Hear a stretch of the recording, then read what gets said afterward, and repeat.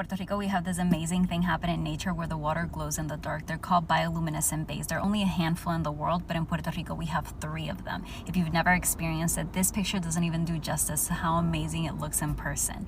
But guess what? We haven't been taking care of them. So we went from having the one that was the brightest in the world to it not shining as much today. Because the reason the water lights up like that is because of these little organisms that are very delicate, and we've allowed things like this to happen in that bay. All the contamination coming from those boats and the fuel getting into the water affects the ecosystem. And then there's the illegal construction. Look at all these houses that were built literally in the water. There are a couple of issues with this. Number one, I've told you that natural resources like this belong to the people of Puerto Rico. So here you have people taking ownership of something that doesn't belong to them. And in order to build here, they had to cut through mangroves.